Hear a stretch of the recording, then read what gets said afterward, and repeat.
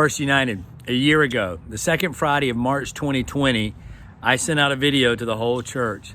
The video said, listen, we're getting information from state and local officials, as well as the United Methodist Church and the Florida Conference, that the best thing for us to do because of this coronavirus, COVID-19, we had all kind of names we were calling it back then. The best thing for us to do is to go to online worship only for a couple of weeks and shut down our office. And so we made that decision. We thought, well, you know what? By early April, we'll be back up and running. Everything will be fine. We had no idea. No one did, really. I mean, at the time of this announcement, it was less than 1,000 cases in the U.S. Who knew that a year later we would be dealing with all these things? And so on this year anniversary, I wanted to send out this video. First off, just to take a moment to lament, to mourn, and to grieve all that we have lost. I mean, 500,000 lives. Some of us know someone who personally has passed away. That 500,000 is not just a statistic. It's someone we know. Many of us have had family and friends who have suffered with this disease. So we want to mourn that loss and the suffering and all of that. And then, of course, all the other things that have happened as well. The arguments and the debates we've had over face coverings and the toilet paper crisis of 2020. And how we've acted and treated each other, the sense of everything closing in and the isolation and the lack of community and the things that we have missed in travel and everything else.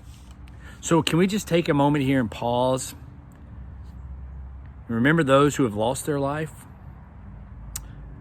and reflect on what else we have lost this year? All right.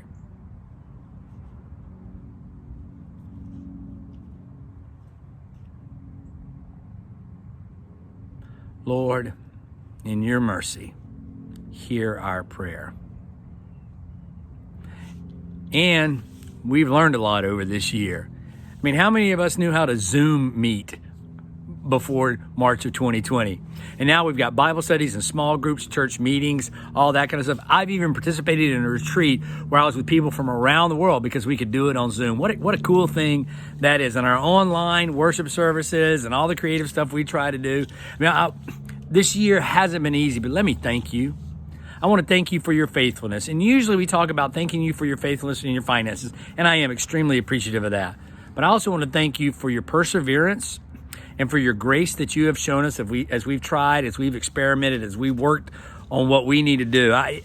It hasn't been easy, but being part of the journey with you, being with this community known as First United, that has been a blessing in 2020 and 2021. And as we move forward, I need to continue to ask for your perseverance, for your faithfulness, and for your grace.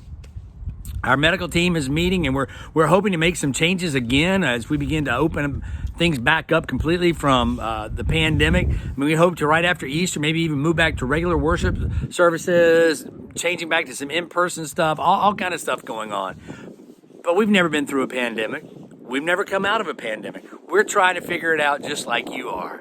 I just wanted to send this to you and say thanks for being part of this community, to continue to offer that grace and to persevere with us, and to know that we're in this together and we celebrate the fact that even though the pandemic has been chaotic, God is good all the time.